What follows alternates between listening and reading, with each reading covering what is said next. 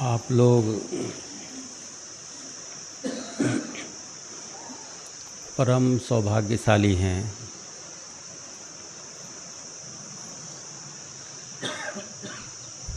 क्योंकि आप उस ऊर्जा के संपर्क में हैं जो ऊर्जा आपको परम की तरफ ले जाती है।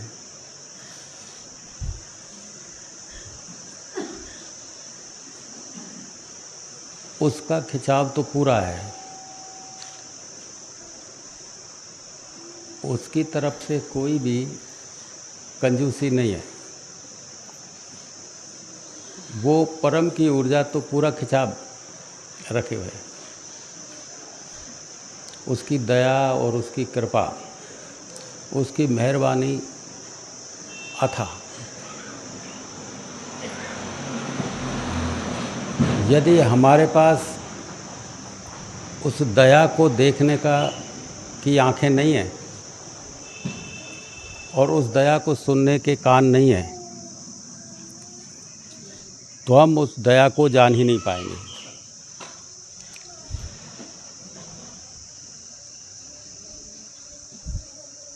उस दया को रोकने में आपकी वासनाएं, आपकी कामनाएं, आपकी इच्छाएं, आपके स्वार्थ, निजी स्वार्थ इतने लगे हुए हैं कि वो बीच में एक इस तरह की दीवार बन जाते हैं कि वो जो दया है वो सीधे सीधे समझ में नहीं आती। उसमें से छन के आती है, उसमें होके आती है। तो आपकी जो प्रबल तरंगें हैं, जो भारी तरंगें हैं, कामनाओं की, वासनाओं की, मोह की, ईर्ष्या की, आपके स्वार्थों की, तो जिस तरह की तरंग आपके पास इकट्ठी हैं, उन्हीं तरंगों में होकर के आपके विचार चलते हैं, उन्हीं तरंगों में होकर आप सोचते हैं। और जो बारीक तरंगें हैं वो तुम तक पहुंचना तो पूरा चाहती हैं, लेकिन उनको अवसर नहीं मिल पाता। और फिर आप उसी तरह से सोच विचार निर्णय बना लेते हैं। कुछ कहते हैं परमात्मा है, कुछ नहीं है।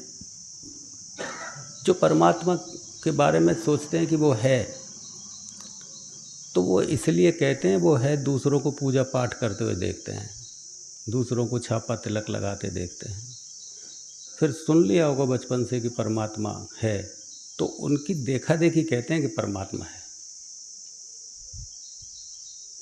तो वो देखा देखी इसलिए कहते हैं कि भाई इन्होंने कुछ जान लिया होगा। बाकी उनका कोई निजी अनुभव नहीं है कि उसने कोई अनुभव किया हो परमात्मा का। क्योंकि अनुभव तो तब हो कि जब बीच में से मोटी दीवार अहंकार की हटे, वासनाओं की हटे। वो दीवार तो हटे नहीं, तो अनुभव कैसे हो? तो दूसरों की देखा देखी कहते हैं परमात्मा है भाई। या फिर यूँ कह देता है भाई ये आदमी का जीवन है, ये पेड़ पौधे उग रहे हैं, सूरज उग रहा है, हवाएं चल रही हैं, इनको कोई तो चलाने वाला होगा। एक अनुमान मैं बोलता है कि परमात्मा है, अनुमान में भाई इनका कोई ना कोई तो करने वाला होगा इस व्यवस्था को। बाकी है एक अनुमान। तो कुछ लोग कहते हैं कि परमात्मा नहीं है, तो वो भी स्वार्थ में होकर बोलते हैं, क्योंकि उनके काम नहीं बनते। वो इतनी प्रार्थनाएं करते हैं, इतनी पूजा करते हैं, इतनी पाठ करते हैं और रात दिन एक कर देते हैं, तब भी उनकी कामनाएं पूर्ति होती नहीं। तो वो उसे भाई वो सुनता नहीं, वो है ही नहीं। होता तो सुन लेता मेरी आवाज़, इतना तो कोई कर ही नहीं सकता।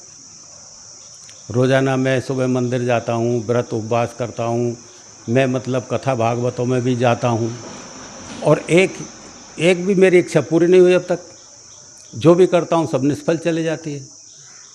तो वो नहीं है। यानी मैं ये कहना चाहता हूँ कि उसकी हाँ, परमात्मा के होने की जो हाँ है ना, उसमें भी वजह उसकी खुद की नहीं है, और जो उसकी ना है ना वो नहीं है, उसमें भी वो जान करके नहीं कह रहा है कि वो नहीं है। दोनों ही अंधे हैं। वो भी बिना जाने ही कह रहा है वो है, और वो भी बिना जाने ही कह रहा है कि वो नहीं है। दोनों को पता ही नहीं है। तो आप कि आस्तिकता और आपकी नास्तिकता दोनों में कोई वजन नहीं है, दोनों ही में पैर नहीं है। कितना ही कहो भगवान है, कितना ही कहो भगवान नहीं है, नहीं है तो भी कोई फ़र्क नहीं, कह दो है तो भी कोई फ़र्क नहीं। उसके होने का पता लगे तुम्हें एक बार, तब तुम कहो कि वो है, तब माना जाएगा कि अब ये जो बोल रहा है ये जान के बोल रहा है, ये अनुभव से बोल रहा है। यदि वो कहे वो है, क्योंकि जो लोग उसको जान जाते हैं ना, तो उसको है कहना भी वो ठीक नहीं समझते, उनके मुंह से है भी निकलना मुश्किल हो जाता है। क्योंकि है कहते ही कोई चीज़ हमसे अलग होती है। हम कहते हैं कि ये है, इसका मतलब मैं अलग हूँ, वो है जिसके लिए कह रहा हूँ वो अलग है। मेरे में और है में अंतर हो गया। जो जान लेते हैं उसे, और वो यदि ये कह दें कि परमात्मा है, वो तुम्हारे विश्वास के लिए तो कह देंगे कि वो है, लेकिन खुद अंदर में जानेंगे कि है कहते ही मैंने उसे अलग कर दिया कि वो अलग है। है कहने का मतलब है कि मैं अलग हूँ और वो अलग है। तो जो जान लेते हैं वो कहते हैं कि भाई तुम जान के देख लो। कोई भी स्वाद बताने में नहीं आता, खुद चख ले कोई स्वाद को, तो वो यही कह सकता है कि भाई मैं इतना तो बता सकता हूँ, बड़ा अच्छा है, बड़ा स्वादिष्ट है, बड़ा मीठा है। लेकिन इतना कह देने से जो स्वाद लिया है उसने, उस स्वाद का रस तुम्हारे गले में नहीं आएगा, उस स्वाद का रस तुम्हारे गले में नहीं आ सकता है। कह देने से तुमको इतना पता ज़रूर लगेगा कि इसने कोई रस तो लिया है जिसे ये बता रहा है, लेकिन तुम्हारे कंठ मीठे नहीं होंगे उसके कह देने से। वो तो यही कहेगा कि भाई देखो मेरे कंठ मीठे हो गए हैं, अब तुम इस स्वाद को लेके देख लो, तुम चख के देख लो। अब तुम्हें जब ऐसा लगे कि भाई अच्छा है, तो समझ जाना मुझे भी ऐसा लगा होगा, ये समझ जाना। तो जिन लोगों ने उसको, उसके स्वाद को उसके जान लिया, तो उन्होंने तो उसे ये भी नहीं कहा कि परमात्मा है। फिर लोगों ने उनको ये समझ लिया कि यार ये क्या जानता होगा जब ये तो कह ही नहीं रहा कि है, तो इसका जानना क्या जानना है। यदि जानता है तो बताए उसके कितने हाथ हैं, कितने पैर हैं, कैसे चलता है, क्या खाता है, कुछ तो बताए, उसके होने का सबूत तो दे। अब आदमी जो जीता है ना बेटा, वो वासनाओं में जीता है, कामनाओं में जीता है। वो जवाब भी वैसे ही चाहता है जैसे माहौल में रहता है। इस संसार का एक माहौल है, इस दुनिया का एक माहौल है, तो उस माहौल के हिसाब से ही प्रमाण चाहता है, क्योंकि यहाँ सब सारी चीज़ें प्रमाणित चलती हैं। प्रमाण चाहिए, प्रमाण है तो ठीक है, प्रमाण नहीं है तो गलत।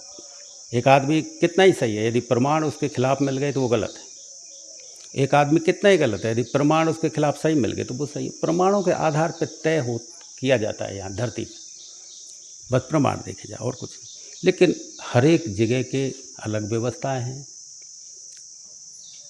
यहाँ की व्यवस्था अलग, वहाँ की अलग। हर एक देश की जैसे व्यवस्थाएं अलग होती हैं। यहाँ पे नियम कुछ हैं तो अमेरिका में कुछ हैं, जापान में कुछ और नियम है ना। हर एक देश के नियम अलग अलग होते हैं, वहाँ की नियमावली पढ़नी पड़ेगी, जानना पड़ेगा, तब उस देश में रहने के काबिल बनोगे। अब तुम्हारे देश के ही नियमों को लेके वहाँ चलो तो लोग पुलिस गिरफ्तार कर लेंगे, जेल में पहुँचा दे तुम्हें, तो उस देश की माननी पड़ेगी तुम्हें। तो ऐसे ही इस धरती के जो नियम हैं, हम केवल उन नियमों को ही जानते हैं, उठने को, बैठने को, झूठ को, सच को, स्वार्थ को, इनको जानते हैं। लेकिन जो दूसरे देश हैं, परमात्मा के देश अलग हैं, जो ऊर्जा के देश हैं वो अलग है, उनके नियम अलग हैं, उनके अनुभव अलग हैं, तो उनको हम जानते नहीं हैं। तो वो जो उस परमात्मा के जानकार अनुभवी हैं महात्मा, जब वो उसके बारे में कहते हैं कि भाई हम नहीं बता सकते उसे, तो तुम क्या सोचते हो, धरती के नियम के हिसाब से सोचते हो। तुम सोचते हो यार ये कुछ बता ही नहीं सकता है, तो क्या मतलब है, कुछ तो बताए हमें, कुछ इशारे ऐसे तो बताए जिससे कि हम भी लगें उस लाइन में, हम भी करें कुछ भजन, और फिर उसमें कुछ बदलाव देखते हैं कि चलो बता नहीं रहा है तो कुछ बदलाव देखने की कोशिश करते हैं कि कुछ तो बदले, कुछ शीतलता तो आए। बेटे अंदर की शीतलता को बाहर से नहीं मापा जा सकता है। अंदर तुम्हारे अंदर कितना प्रेम है इसे बाहर से नहीं देखा जा सकता है। मेरे अंदर बहुत सारा प्रेम उठ रहा है तुम्हारे लिए और मैं ऊपर से तुम्हें क्रोध करूं, तुम कैसे पहचान सकोगे कि मैं प्रेमी हूं? मेरे अंदर के प्रेम को तुम कैसे पहचानोगे बोलो? और अंदर मेरे तुम्हारे प्रति घृणा भरी है मानो, और मैं ऊपर से मीठा मीठा तुमसे बोलूं तो तुम मेरे झांसे में आ जाओगे ऊपर के बोल के आधार पे। तुम मेरे अंदर के को नहीं जानोगे कि मैं तुम्हारे साथ धोखा करने वाला हूँ। कैसे जानोगे? तो तुम क्या है, ऊपर से देख कर के ये पहचान करना चाहते हो तो कुछ तो इशारा बता दे ये हमें कि इसने जाना है, तो कुछ तो बता दे। और आप जब उनके ऊपर से देखते हैं तो आपके जैसे आचरण उनके मिलते हैं, आपके जैसे गुस्सा, आपके जैसे ही मतलब जो है उठना बैठना सोना खाना पीना, कोई अंतर ही नहीं मिलता। तो आप अपनी राय बनाते हैं कि यार हमको क्या मतलब है, जब हम तो वैसे ही ठीक है, ये इन्होंने जान के क्या कर लिया। अब अंदर की ठंडक आपके संपर्क में नहीं आई है। जो मोक्ष है, जिसे कल्याण बोलते हैं, मोक्ष बोलते हैं, निर्वाण बोलते हैं, कि इसने वो पद जो प्राप्त किया है, जो जीते जी इसने जाना है, जिसके लिए शास्त्र गढ़े गए हैं, जिसके लिए महात्माओं ने अपनी जी जान लगा दी है, इसने उस परम तत्व को जाना है। मरने के बाद ये वहाँ उस स्थिति में रहेगा। जो आनंद जो अब ले रहा है अंदर, वो मरने के बाद भी वही चीज़ है जो मरने के बाद साथ जाती है। ना ये धन जाता तुम्हारे साथ में, ना ये मोह के जो तुमने बना रखे हैं पड़ाव, ये साथ नहीं जाएंगे, ना संपत्ति, ना तुम्हारा प्रतिष्ठा मान, ये सब यहीं रखे रह जाने। एक सुई की नोक के बराबर भी आप नहीं ले जा सकते यहाँ से। जब पक्का पता है कि एक सुई की नोक के बराबर भी नहीं ले जा सकते, लेकिन फिर भी आपने किस तरह के स्लोगन्स गढ़ रखे हैं। अरे भाई जीते जी का मेला है, जीता है जब तो खाओ पियो ऐसा आराम करो। मतलब हर तरह से अहंकार इस तरह से बचाएगा तुम्हें, दाव पर लगने ही नहीं देगा। अरे यार जब कुछ ले जा ही नहीं सकते तो जब तक ज़िंदगी है खाओ पियो ऐस करो, आराम से रहो। लेकिन बेटा ये जान लेना, एक सोच तो ये है कि खाओ पियो ऐस करो, यार कुछ भी नहीं रखा संसार में, आराम से रहो, मरना तो है ही, जब कुछ ले जाएंगे ही नहीं हम तो। एक सोच ऐसी भी बेटा कि कुछ लोग ऐसे भी हैं कि मरने से पहले इस बात को जान गए कि यार जब कुछ नहीं ले जा सकते हैं तो प्रभु मैं तुझको समर्पित करता हूँ अपने आप, और रात दिन उसकी ही याद में गुजार दिए। और कई लोग ऐसे हैं जो मृत्यु के अंतिम क्षण पे जागृत हो गए और उस परम तत्व को मृत्यु के अंतिम क्षण भी जाना उन्होंने। बोलो, पूरे जीवन नहीं जान सके और अंतिम क्षण पश्चाताप से भर गए, अंतिम क्षण पश्चाताप से भर गए और वो जान लिया परम पद। एक क्षण भी यदि आपके पास बचा है और वो क्षण यदि पूर्णता का हो गया तो वो उस पूर्णता के क्षण में आप उस पूर्ण परमेश्वर को जान सकते हैं, उस परम पद को जान सकते हैं। जिसके पास एक क्षण भी मौजूद नहीं तो पूरा जीवन भी पर्याप्त नहीं होता। यदि आप सचेत नहीं हैं तो पूरे जीवन भी आपकी सचेतता नहीं है तो पूरे जीवन व्यर्थ गया। और यदि समर्थ हो तो एक क्षण भी समर्थ हो जाता है, मृत्यु के अंतिम क्षण के भी। तो मैं ये कहना चाह रहा हूँ कि जिन लोगों ने उस परम सत्य को जाना है, बाहर से उनकी पहचान नहीं हो सकी है, और बाहर से पहचान नहीं हो सकती इसके आधार पर ही मतलब जो है उनको नकार दिया गया। जितने भी महात्मा हुए, क्या कदर हुई महात्माओं की। किसी को हाथी के नीचे दिलवा दिया, किसी को कढ़ाई में गिरवा दिया, किसी को पहाड़ से लुढ़कवा दिया, किसी को सूली दे दी क्यों दे? क्योंकि वो उनको समझ नहीं सके। वो तो ये कहते थे कि यार तैने परमात्मा को जाना है तो बता हमें, हमको करवा कुछ, तुम्हारे अंदर शक्ति है तो हमको भी करवा तो कुछ। ये अहंकार में नहीं हो सकता कभी भी कि तुम मुझको भी करवा, ऐसे कभी नहीं होगा। उसके अंदर एक टूटन आती है। टूटना भी ऐसे नहीं होता कि तुम दिखावटी टूट जाओ। अपने आप जो एक टूटन आती है, अपने आप जो पैदा होता है, उसके साथ होना पड़ता है अपने आप। उसके लिए ना कोई क्रिया करनी पड़ती, ना विधि करनी पड़ती है। नहीं, गुरु के पास बैठने का एक ढंग पैदा होता है, अपने आप पैदा होता है, जिसमें कोई मस्खरी नहीं चलती। एक ढंग पैदा होता है अपने आप। उसमें तुम देखना कि विचार रुक जाएंगे, हमेशा नहीं रुकेंगे। आप जब शुरू में आते हो, शुरू में जब कभी आए थे तो उस समय विचार जाम हो गए, शुरू में आए तो विचार जाम हुए, रुक गए, देखते ही रह गए, लेकिन जब दोबारा आए तो कुछ और चढ़ गया, तीसरी बार आए तो कुछ और परत चढ़ गई, और जब आप 1000वीं बार आए ना तो आप तो कहीं दिखाई नहीं दे रहे, कुछ और ही। वो चोट अब नहीं हो पाती। शुरू में जो कोरापन था वो खत्म हो गया। क्यों हो गया? क्योंकि जो जिस समय तुम आते हो और जो स्थिरता आती है उस घड़ी ही तुम्हें दया की अनुभूति हो सकती है, बाहर से अंदर से एक शांति का आभास हो सकता है। तो कोई क्रिया, कोई विधि ऐसी नहीं है जिस विधि के आधार पर आपको अंतर्मुखी किया जा सके। कोई विधि नहीं, केवल महात्मा के पास बैठना सीखो। उसकी ऊर्जा फैल रही है बहुत ज़्यादा, इतनी ऊर्जा निकल रही है, वो तुम तक नहीं, समस्त ब्रह्मांड में, इसी पृथ्वी पे नहीं, कितनी पृथ्वियाँ हैं अखंड फैल रही, इतना जोर होता है उस पर, उसमें ऊर्जा में। संपूर्ण ब्रह्मांड संचालित हो रहे, उससे ऊपर से नीचे तक सारा। उस ऊर्जा में यदि तुम सचेत हो, या सचेत का मतलब है कि तुम इससे सरल हो गए हो अपने आप, जबरदस्ती नहीं, तो छू जाएगी ऊर्जा उसी क्षण। उसमें लिए उम्र का कोई प्रावधान नहीं है कि आप छोटे बच्चे हो या बुजुर्ग हो, 90 साल के, 100 साल के। तुम यहाँ पे देखना कि शुरू में 80-80, 90 साल के बुजुर्ग भी आए, जिनकी उम्र चलने लायक भी नहीं थी कि वो कदम उठा के सही ढंग से चल भी सकें। आँखें जिनकी जवाब दे गई थी, कान जवाब दे गए थे, चमड़ी लटकने लगी थी, वो भजन करने लायक नहीं थे। फूकी मोटर थे वो, फूकी मोटर, कान, आँख, नाक सब जवाब दे गए। लेकिन वो उस उम्र में भी बेटा उस परम पद को जान के मरे, जिसको तुमको मुझे उदाहरण नहीं देना, तुम्हारे बीच में रहे वो लोग, एक तो नहीं कई लोग। इस उम्र में जाके तुमने सुन लिया होगा, किसी से किताबों में पढ़ लिया होगा कि भरी जवानी में घर छोड़ दिया होगा किसी ने, भरी जवानी में लोगों को परमात्मा से प्रेम हो गया होगा। मीराबाई भी जवान थी, बुद्ध है, महावीर है, राम है, कृष्ण, ये सब जवान थे। बूढ़ा बता दो मुझे कोई तर गया हो, तुम्हारी हिस्ट्री में तुम खोल के देखो, बताओ कि बूढ़ा कोई तर गया हो।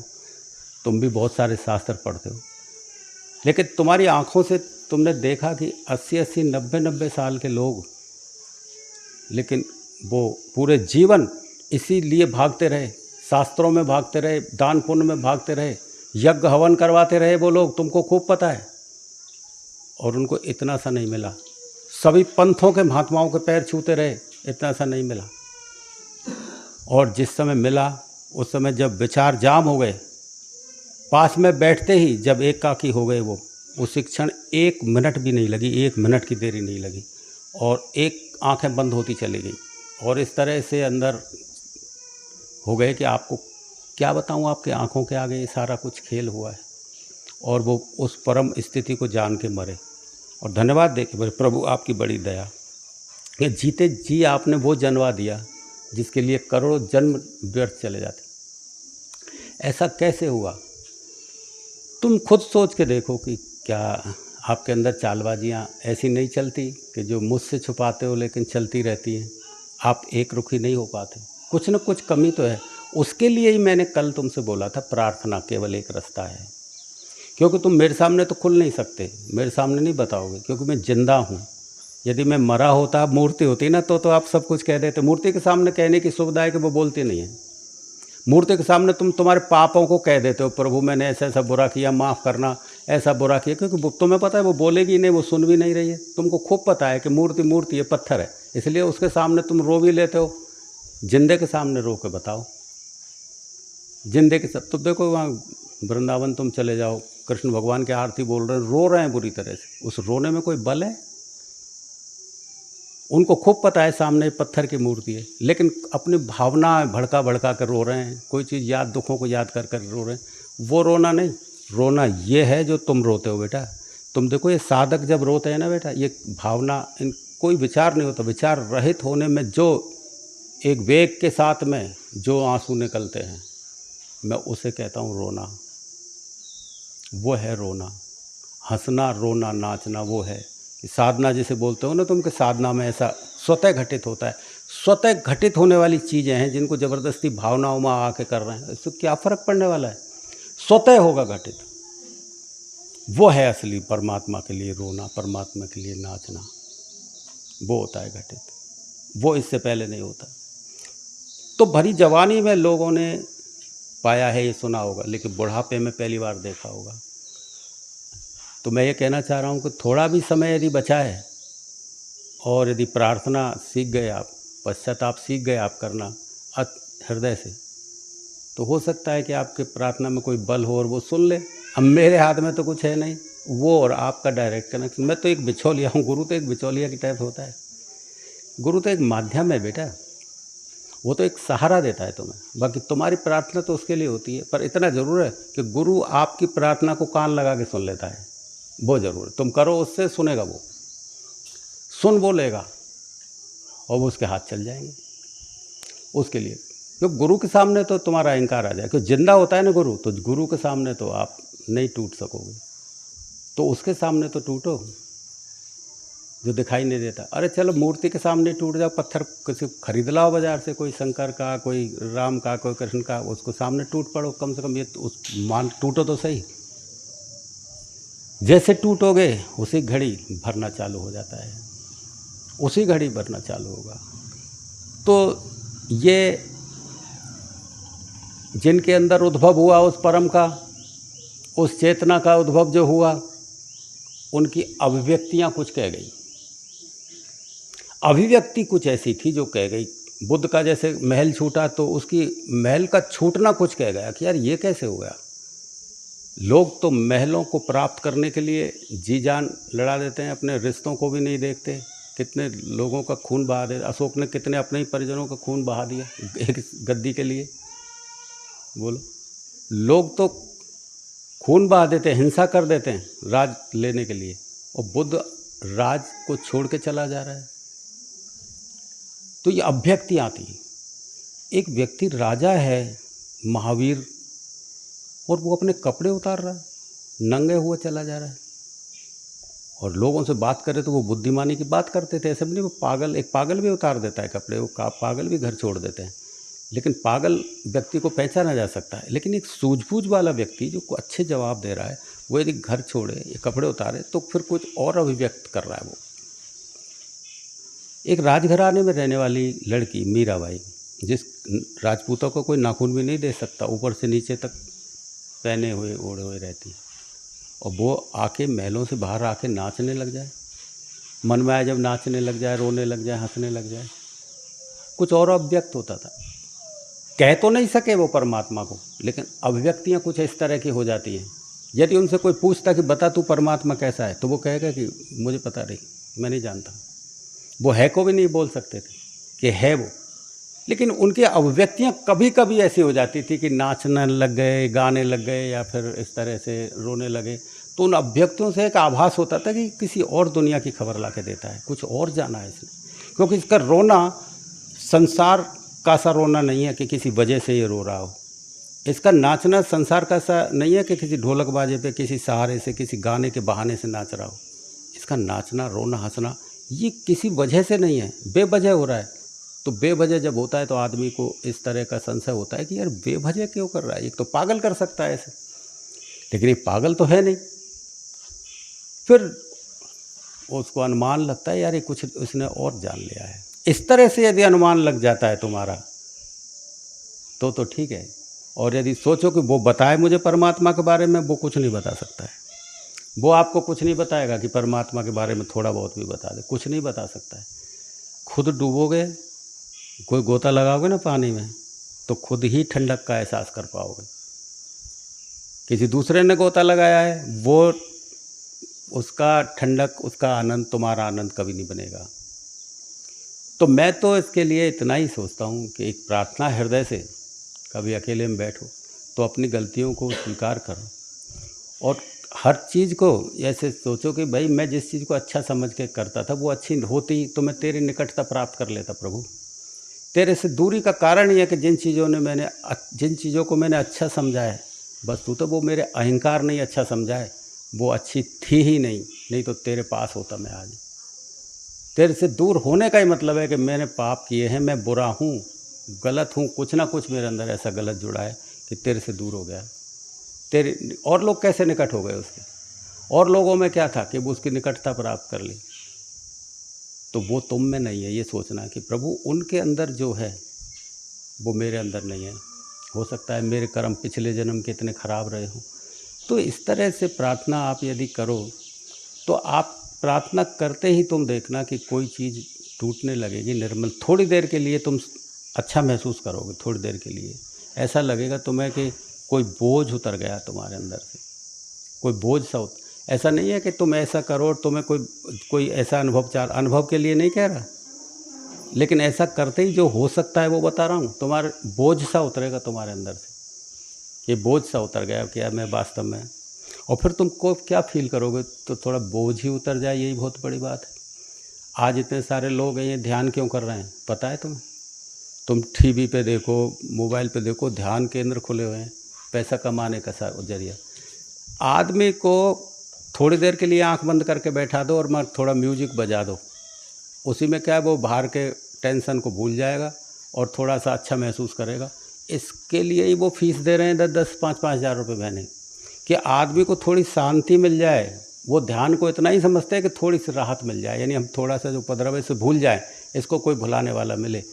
तो वो उन्होंने क्या केंद्र बना दिए हैं, थोड़ा संगीत, फ़ोटो वोटो भगवानों के लगा दिए हैं और थोड़ा संगीत चला दिया। अब ऐसे माहौल में कोई उपद्रव के माहौल से यदि आए और ऐसे देखे संगीत चलता हुआ और भगवान के फ़ोटो लगाओ तो शांत वैसे ही हो जाएगा।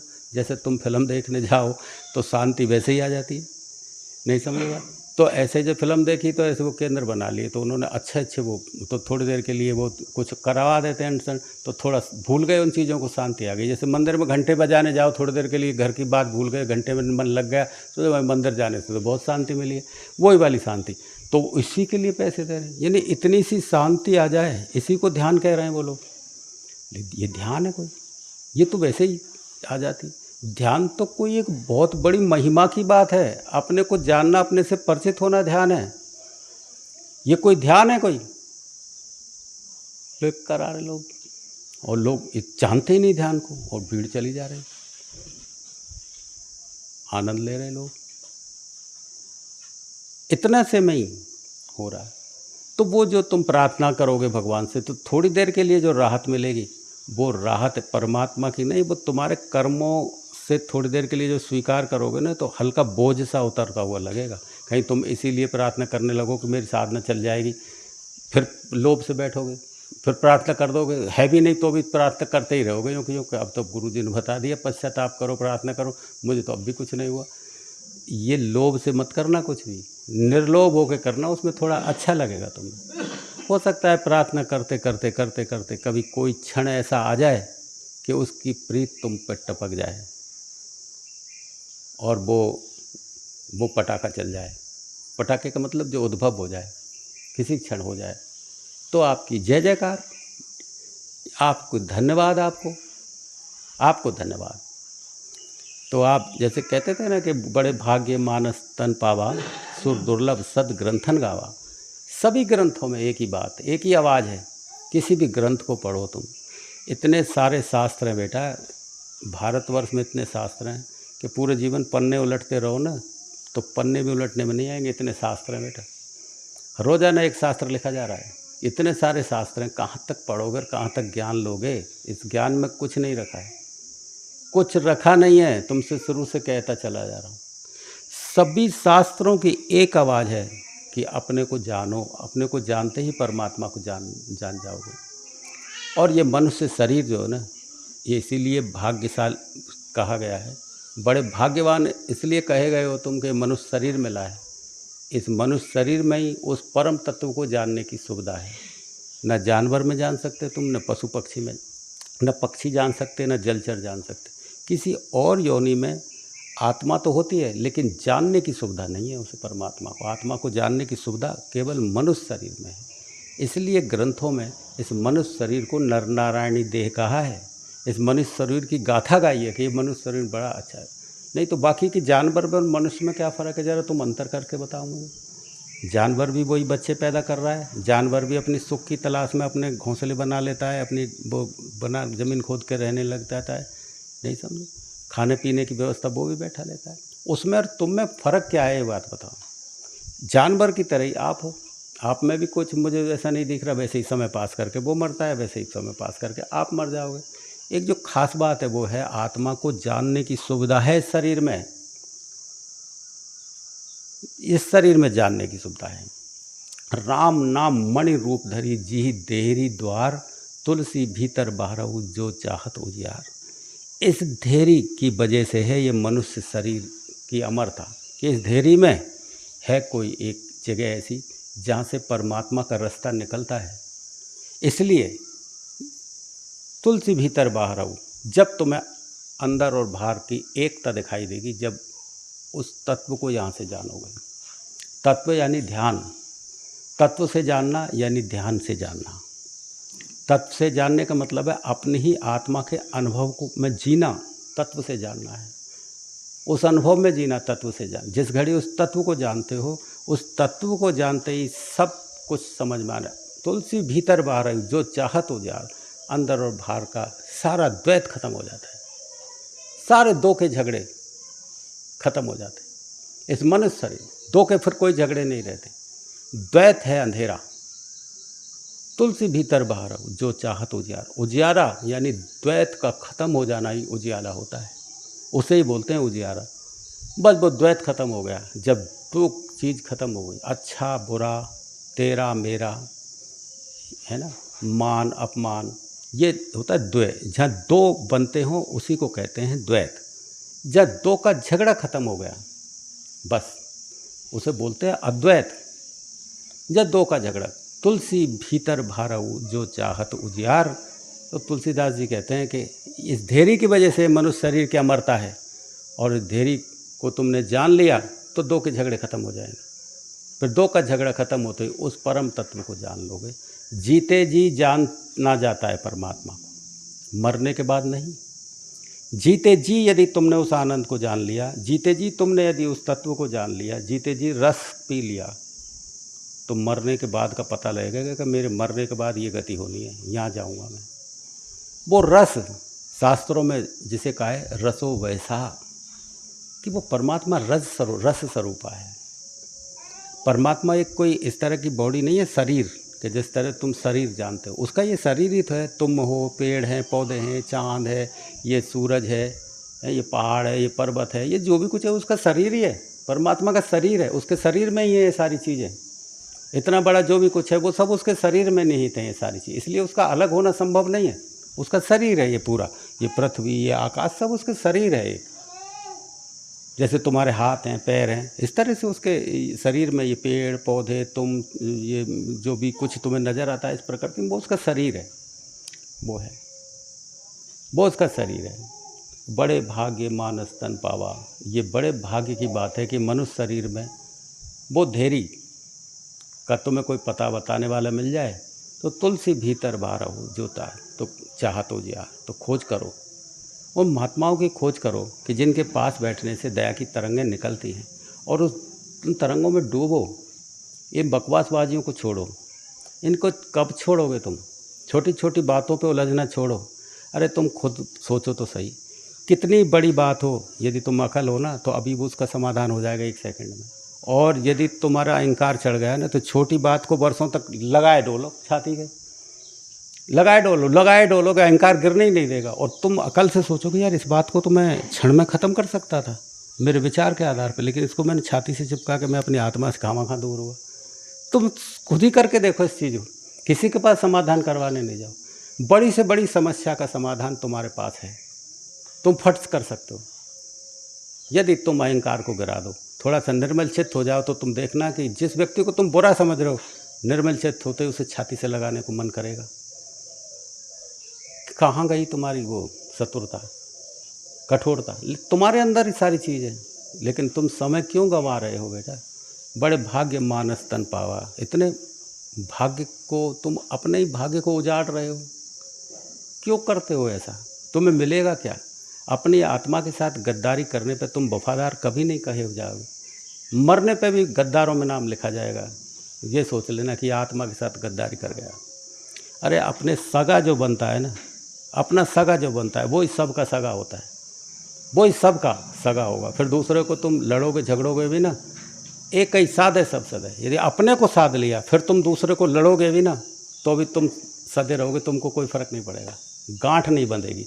और यदि अपने को नहीं साधा ना तो छोटी छोटी चीज़ों को गांठ बंध जाएगी, फिर नहीं निकल पाओगे उन गांठों से।